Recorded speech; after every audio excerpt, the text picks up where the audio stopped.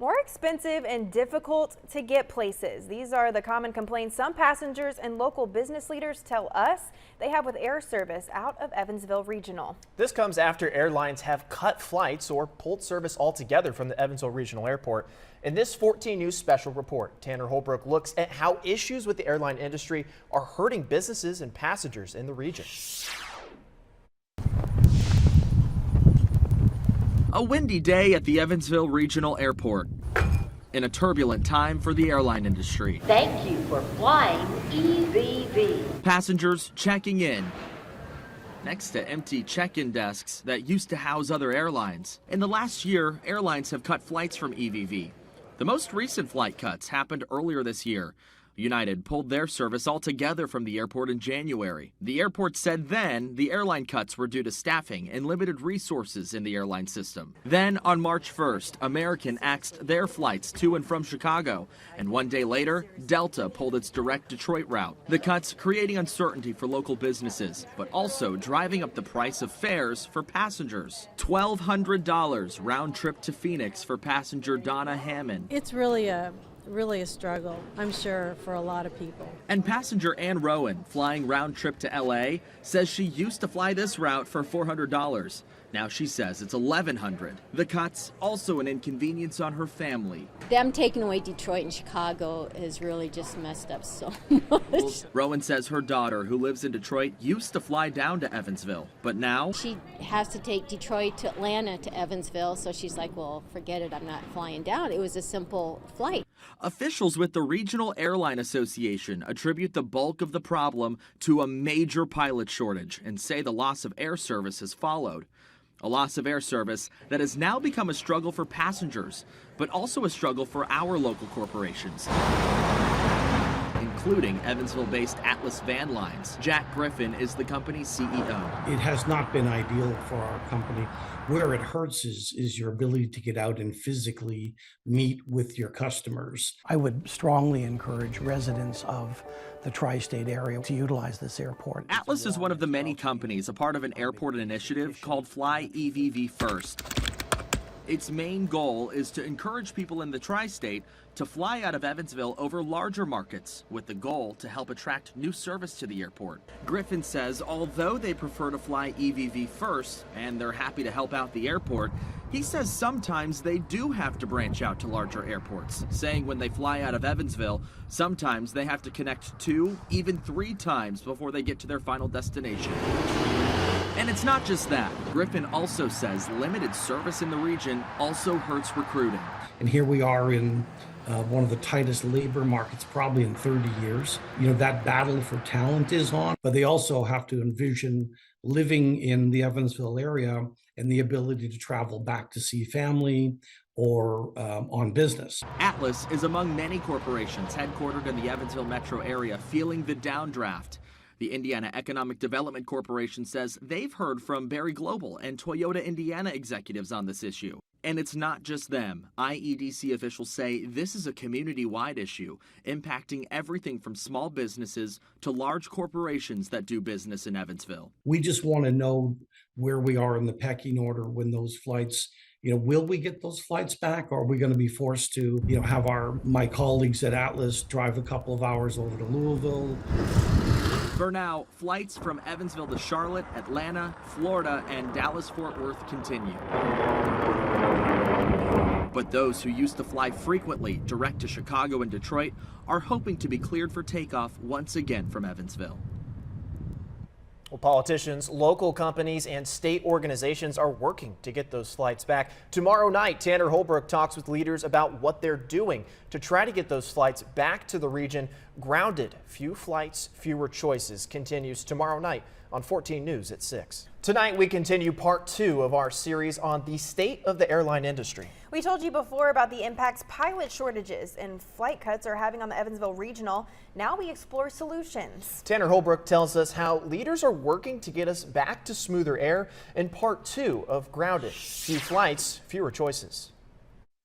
In the last year, major routes cut from the Evansville Regional Airport. Routes on American and United to Chicago were cut earlier this year, and Delta's Detroit route was cut soon after. Only a handful of routes still depart and arrive from EVV daily, spread across 3 airlines. The CEO of the Regional Airline Association, Faye Malarkey Black, says the main issue is a pilot shortage, heavily impacting regional airlines. And what that's meant for the nation is that communities across the board are losing air service, and lots of it. And what Black says is the impact? Less options for travelers and at a higher cost. As we've reported, some of our locally based corporations are even feeling the rough air, like Berry Global, Toyota Indiana, and Atlas Van Lines. Atlas Van Lines CEO Jack Griffin says he and the local business community are working to help figure out how to get those flights back, including putting pressure on the airlines that cut the flights. We are working with the business community, with City Hall, with Indianapolis, and obviously direct with the carriers through EVV. The state is funneling money to the Indiana Economic Development Corporation too.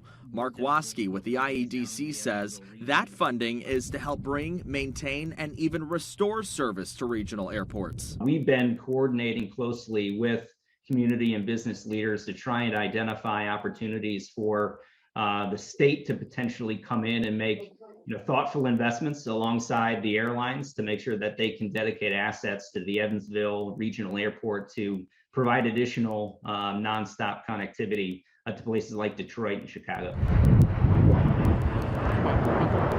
But the Regional Airline Association says we need to get pilots in the door, and fast. The career, which is great once you get in, is so hard to access. She says the training is expensive and in some cases geographically hard to access. And then it's still years before training is complete. One part of the solution might be within current pilots. But pilots are forced to retire at age 65. They don't become unsafe the day after they have a birthday. And so allowing our experienced pilots to fly for 2 more years would help in the short term while these long-term solutions mature. That's one thing Republican Senator Todd Young is looking into. Earlier this year, Senator Young, as well as Senator Mike Braun and Congressman Larry Bashan, wrote a letter to the CEOs of Delta and American, urging them to return Chicago and Detroit routes. And as for the cost of training that the RAA talks about, Young says he's working on that too, like coming up with new models to curb the cost. So that we can make sure that no one has to say they're not undergoing pilot training because of the cost of that training. All of these efforts hoping to help the airline industry level off the turbulence and into smoother skies. We heard from American Airlines on this situation. They told us they did receive the letters from the Indiana lawmakers. American said they responded explaining the issues they're having with the pilot shortage. In response to their EVV to Chicago route, the airline said in part they're constantly evaluating their schedule but do not have any updates to share at this time. 14 News continues a special report on the state of the airline industry and its impact on our local economy. We told you before the pilot shortage is having a massive impact on the industry. Now airlines are scrambling to find pilots to fill holes across the board. But just how easy is it to get into the cockpit? Tanner Holbrook answers that question. John Arnett spends much of his time in the skies. He's a pilot for JetBlue, based out of the New York City area. It's his dream job. As a kid, always wanted to fly. But it was a long road for him to get there. Arnett is originally from Henderson, graduating from Henderson County High School in 1989. Arnett says he never finished his college degree and ended up working in the Toyota organization for almost 15 years. Wanted to learn how to fly when I was young, didn't have the money. Once the income was starting to substantiate, to really be able to facilitate that, didn't have the time. And so I finally had to make a conscious decision I want to learn how to fly. John finished his training and now works for JetBlue. John experienced what many go through to try and get into this career, access issues in terms of cost. Most pilots that are coming up through the ranks, they're spending easily 6 figures. To get all these ratings. And that's the difficulty. And the Regional Airline Association agrees. CEO of the RAA, Faye Malarkey Black, says it's one of the contributing factors to a pilot shortage right now. Financially, there is a vast gulf between what a wealthy person can do in terms of getting into this industry and what somebody without wealth can do. Wealth plays into another issue, the lack of access for people of color. According to the RAA, less than 5% of pilots are people of color. These are all barriers that make it much harder for people to get into this industry. And we can solve both that diversity problem and the pilot shortage by giving more people equitable access to the training they need to succeed in this career. The pilot shortage has been spelling trouble for airlines. The RAA says a shortage of pilots has led to schedule cuts, dealing blows to regional airports, including the Evansville Regional Airport. Pilot John Arnett says he really started to see the issues firsthand when people started flying more after the pandemic. Arnett says that puts a strain on pilots because they have to fly more hours. Without enough pilots, Arnett says JetBlue, like many airlines, had to pull back on schedules, something he says affects pilots too. We actually bid for some specific routes and such, and with the airline actually decreasing those number of routes or even service into certain, cities, well, then that makes it difficult for us to obtain, what dare I say, a decent quality of life as far as our schedule is concerned. We're several years in the making to solve this problem.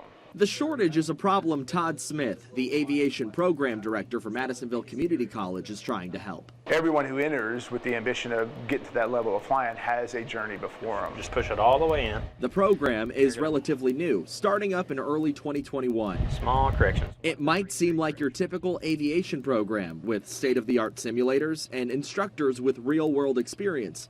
But one thing this program is trying to improve on is access. We've really developed the programs to be flexible. So keeping in mind that not every student is able to attend college, we've designed our programs to be flexible so that our students can continue to live their lives and pursue an aviation career. Smith saying their aviation program, along with many others, is key in helping solve the issues airlines are seeing. We'll do our small part to keep good quality candidates moving into the regional airlines level so that ultimately will help solve the big problem. And eventually, pilots like our Henderson native think we can get the industry back to normal. There's still going to be some frustrations, of course, because of the scheduling issues that do, always pop up from time to time. But yeah, it's definitely going in the right direction. I feel very confident about it, actually.